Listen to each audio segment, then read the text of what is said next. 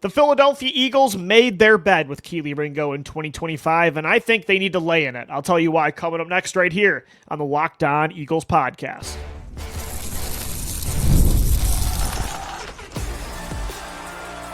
You are Locked On Eagles, your daily Philadelphia Eagles podcast, part of the Locked On Podcast Network, your team every day.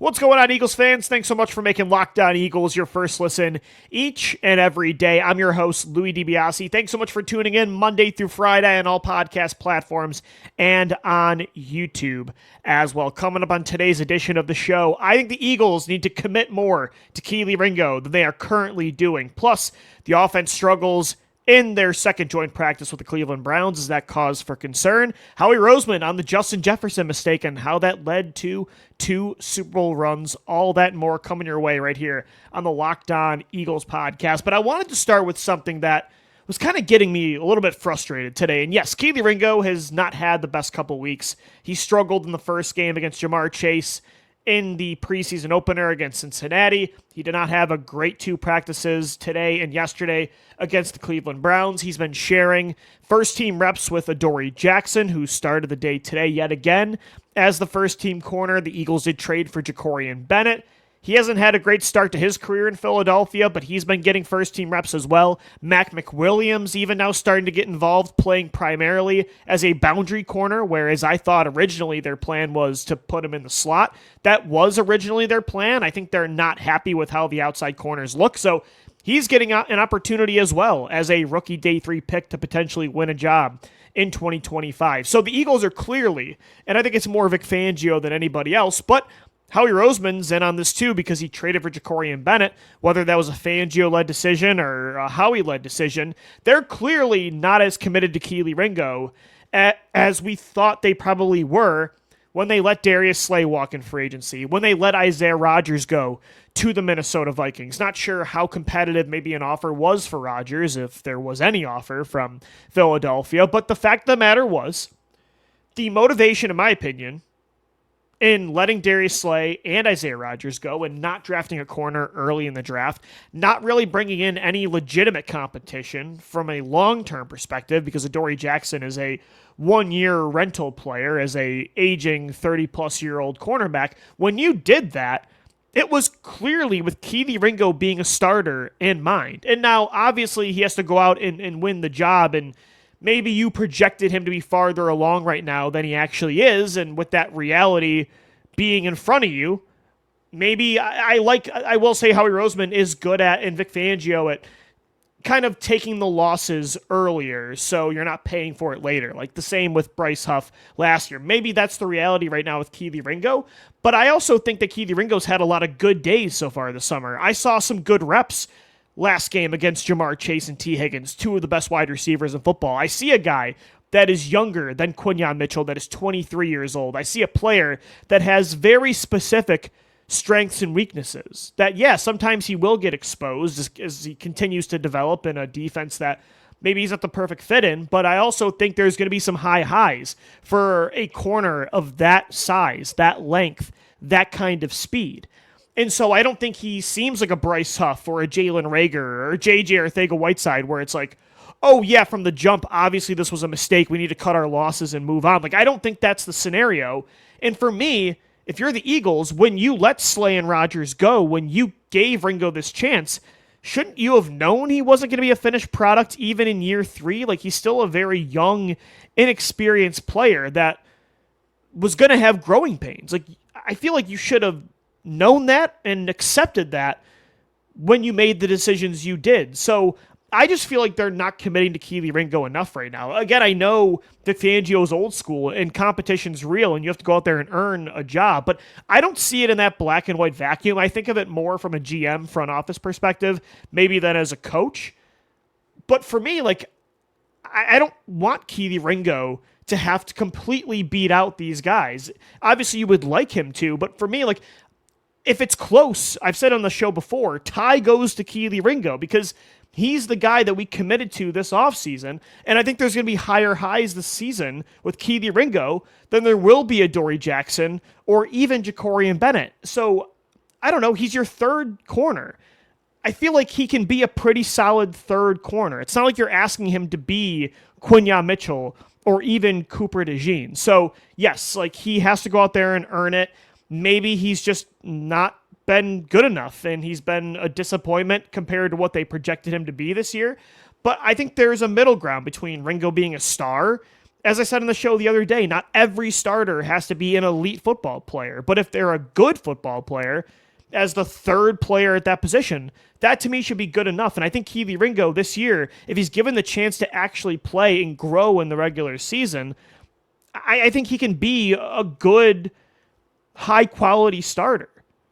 Maybe, again, he has weaknesses that Vic Fangio is just not willing to put up with. But if you're Howie Roseman, you should have known that ahead of time then and made proper adjustments or proper alternative plans that are better than Adoree Jackson and Jakorian Bennett. Like, I like the Jakorian Bennett trade. I said on the show last week, I think he's a favorite now to start. I think he's ahead of Adoree Jackson, and it's him or Kelee Ringo for the long term, at least in the 2025 season. But if you weren't in on Ringo or you didn't think Fangio ever was going to buy totally in, or you thought this was a possibility that he wouldn't be ready, then I think you should have had a better plan B than Adoree Jackson. I feel like you should have made a bigger investment in March or April. Bring back Darius Slay. Make a harder effort, a harder push to get Isaiah Rodgers. Draft a cornerback earlier in the draft than on day 3 with Mac McWilliams. I don't know. Like, I feel like you made your bed. Like, I think you committed to Kelee Ringo and this development project based on the moves you made. And if you're going to pull the rug from underneath him before the regular season even starts and before he even hits the field, I think that's a premature, incorrect decision. Yes, again, I know he's had struggles. I know he's not the perfect corner. He has weaknesses that Vic Fangio doesn't love, that maybe doesn't fit this system perfectly. But you knew all of that. Like, again, my point is you knew all of that ahead of time. I would like to see him get the opportunity to grow like Nolan Smith got to grow last year. Nolan Smith was not great the first month of the season. Cooper DeJean didn't play the first month of the season. I would like to see the patience given to other players, other young players. I'd like to see that patience given to Kelee Ringo. And again, I know it's a Super Bowl season. You can't afford to always think long term.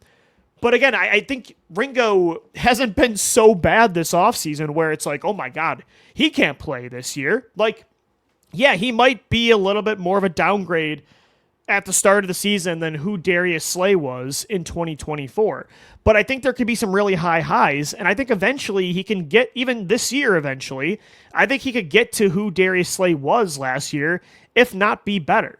So, I don't know. And again, who knows what their mindset is. Maybe they're still all in on this Ringo idea and they are starting him, but they just want alternative options in case during the regular season he is struggling a lot and they need to bring in a Jakorian Bennett or an Adoree Jackson. But to already be giving Adoree Jackson just as many, if not more, first-team reps as Ringo, to bring in Jakorian Bennett already, I don't know. Like, what were you guys expecting? I mean, this is Kelee Ringo. I feel like you should have known that and not had your plan B and plan C be an aging 30-year-old corner and then a cornerback that you trade for in August. So that's kind of where I stand with this. Again, I'm thinking more of a long-term perspective. I don't see it as black and white as, may the best man win the job. Like, no, I don't think so. If it's close, Kelee Ringo's the guy that you invested in, and Kelee Ringo is the higher ceiling.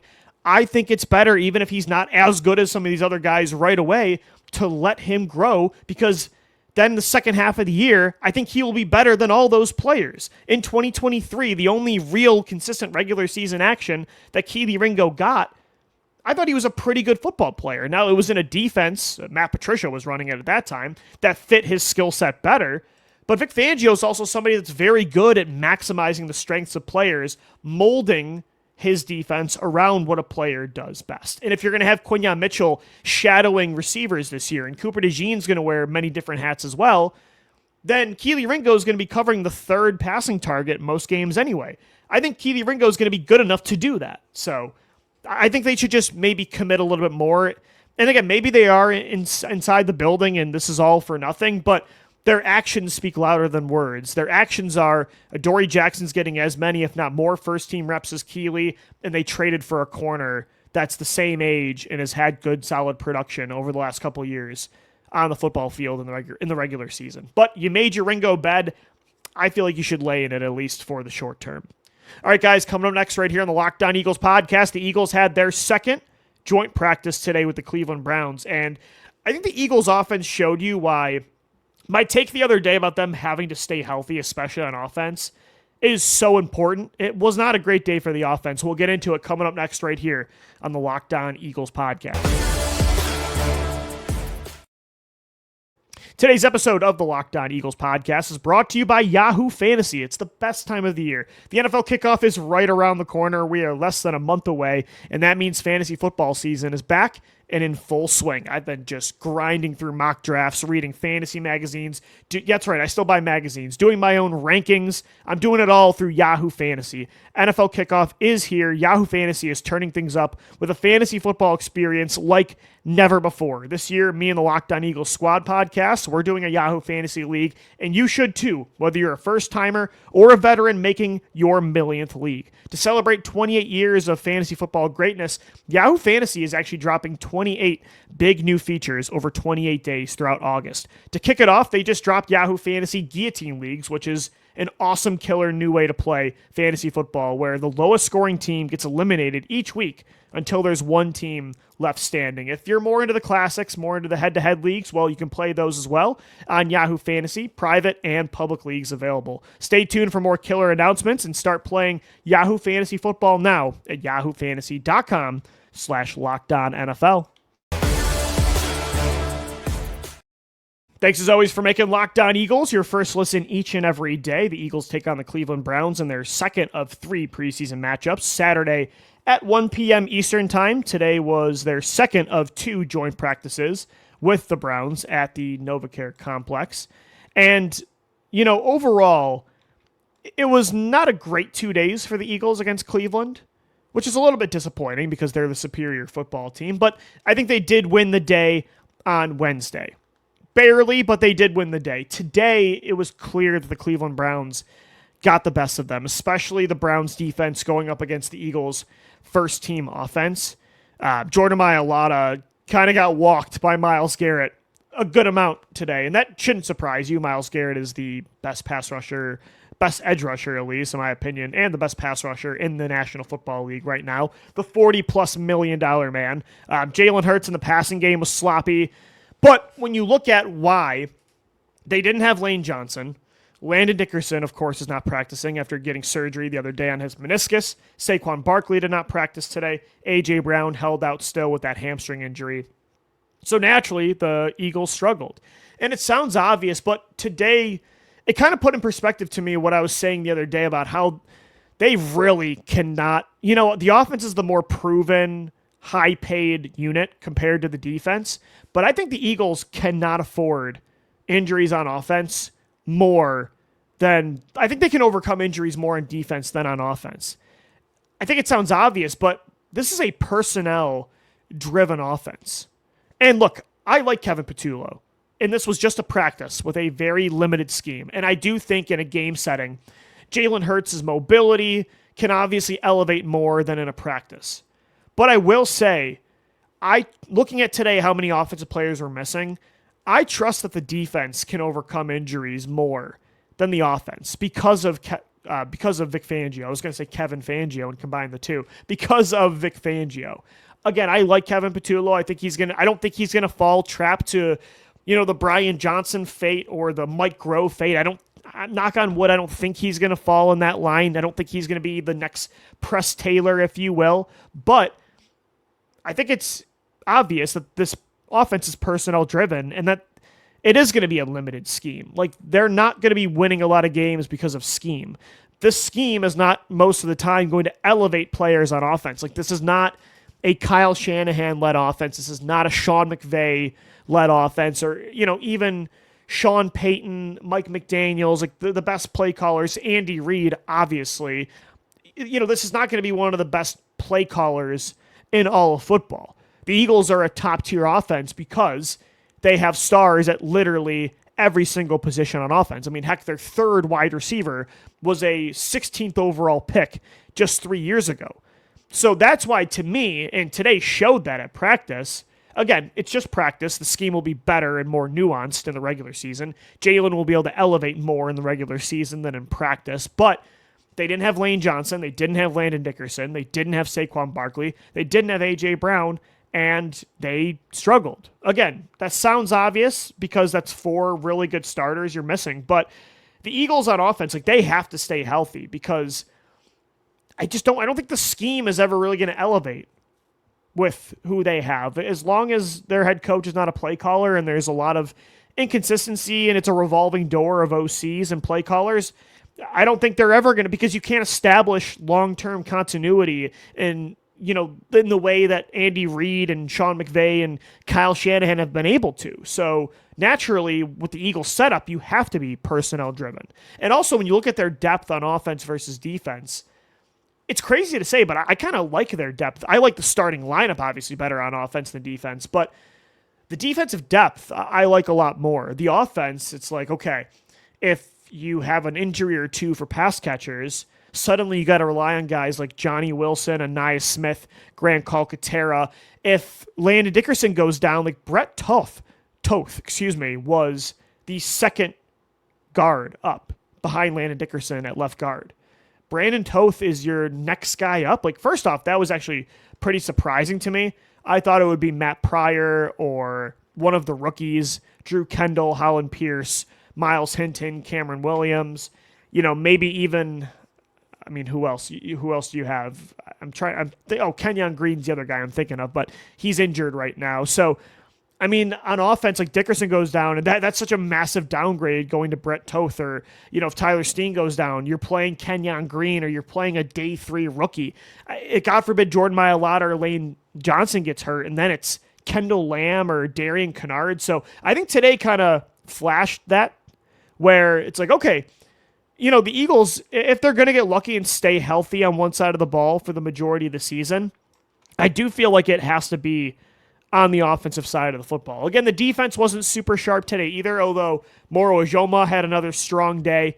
The corners were not great, but overall, I think my biggest takeaway was, okay, yeah, this offense, the starting lineup, like we can't deal with what we did in 2018, in 2019, or, they're still going to be a playoff contender that can win the division and maybe even win some playoff games, but they're not going to win a championship in that way. So overall, not a great day for the Eagles against the Browns, but I'm certainly not panicking. I'm not like some other beat reporters that will go without being named that take this religiously and keep stats and keep records. Like, I'm not that guy. I'm not panicking either because the offense looked really good in the first preseason game. I am not doubting this offense's ability to produce when the regular season comes around. They are the most talented offense in football. But for me, like, my big takeaway was, okay, they might have to stay healthy though on offense. Like, I don't think, Kevin Patullo, maybe he's a good play caller, and maybe they use more like under center play action this year. They use more pre-snap motion, and they use the screen game more. They kind of get back to the offense they were in the middle of the 2024 season. Like, that can obviously help elevate things. But again, I think this is clear and obviously a personnel-driven unit that I don't think is ever going to be really carried by scheme. And I thought that was pretty apparent today. All right, guys, we'll wrap up this Thursday edition of Locked On Eagles. Coming up next, Howie Roseman was on another podcast, and he talked about how a draft mistake in 2020 led to these 2 Super Bowls. And I thought a lot about that in a philosophical way, and I'll get into why it's so important for the right now. Coming up next right here on the Locked On Eagles podcast. Today's episode of the Locked On Eagles podcast, we are brought to you by Monarch Money. Monarch Money has saved my finances over the past year. Look, most people can't name all their financial accounts or even what they're worth, whether it's 401ks, properties, or investments. For me, it goes right over my head. When you don't have the full picture, you can end up leaving money on the table. That's why there's Monarch Money. It's an all-in-one professional finance tool that brings your entire financial life together in one clean, easy-to-use interface on your laptop or your phone. Monarch does the heavy lifting for you. You can link all your accounts in minutes, see clear data, visuals, get smart categorization of your spending, and finally feel free in control of your money without ever touching a spreadsheet. Don't let financial opportunities slip through the cracks. Use the code LOCKEDONNFL at monarchmoney.com in your browser for half off your first year. That's 50% off your first year at monarchmoney.com with the code LOCKEDONNFL.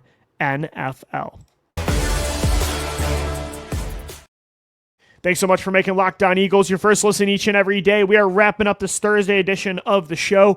Howie Roseman was on a few different podcasts this week, and I love listening to Howie talk. It's my favorite interview in sports. I love listening to philosophical breakdowns of roster construction in football, especially from such an open-minded, creative guy that has changed over the years, like Howie Roseman. He's been running this team since I was 13 years old, so I naturally just love hearing him just kind of go through the lore and how we got from where it was when I started being a fan to where they are right now.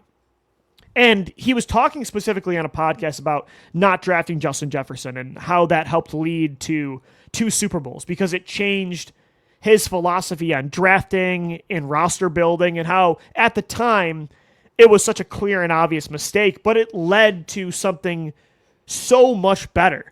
And obviously the Justin Jefferson pick, like the quick ramifications of that was you bottomed out. Jalen Reagor was terrible. You got tunnel vision on adding speed. And it led to, of course, drafting Devontae Smith and A.J. Brown. You take Justin Jefferson, you probably don't draft Devontae Smith, in my opinion. You certainly don't trade for A.J. Brown, in my opinion. It could have also led to Carson Wentz playing a lot better in 2020, even if he didn't get back to who he was in 2017. He likely doesn't crash out. He's closer to the player of 2019. Does Jalen Hurts then start in 2021? If he doesn't, do you get to Super Bowls in 2022 and 2024? Likely not. So them not drafting Justin Jefferson is so massive in the grand scheme of things. It was such a disaster at the time that led to the end of that era, but it kind of helped propel you. It's insane that the first 2 picks of that 2020 draft, it seemed like at the time were such a nightmare at the end of that 2020 season. They both led you to 2 championship runs in a ring. Because like I just said, if you don't take Justin Jefferson, all of that stuff doesn't happen. And if you don't take Jalen Hurts with the next pick, then obviously you don't win Super Bowl 59 and you don't get to Super Bowl 57. At the time, I was irate about the Jalen Hurts pick. At the end of 2020, I was irate about the Jalen Reagor pick. And yet, like, that draft, in such a crazy way, ended up being the thing that propelled you into the golden era of Eagles football. And listening to him talk about that today was so fascinating. But I think that Justin Jefferson, that mistake, it leaks much farther into Eagles lore. It impacts them in a positive way. It helped lead to the Super Bowl era so much more than just because it led to a quicker path for Jalen Hurts, and it led to the acquisitions of Devontae Smith and A.J. Brown. But the reason the Eagles, it turned Howie Roseman into who he is today. It completely changed how he drafts players and how he evaluates his roster. At the time, the reason the Eagles did not take Justin Jefferson is because they were so hell-bent on adding speed. That was all they cared about that year. Remember, not only did they draft Jalen Reagor, but they traded for Marquise Goodwin. They brought back Deshaun Jackson. They drafted Quez Watkins and John Hightower on day 3. Those were all 5 players they brought in or retained that were 4.3 speed burners, like home run hitters. That was their niche role in college or in the pros. They brought in 5 guys. I'll never forget. It was, I think, LaDainian Tomlinson on NFL Networks or Daniel Jeremiah. One of the analysts were like, Howie Roseman's building a damn track team. I still have that screenshot of my camera roll somewhere back in 2020. So he was hell-bent on one specific trait, adding one specific role to the offense. And now I think preferring one trait over another, wanting to add a certain role to your unit, I don't think that's a bad thing if it's deciding between 2 players that are pretty much dead even on your board.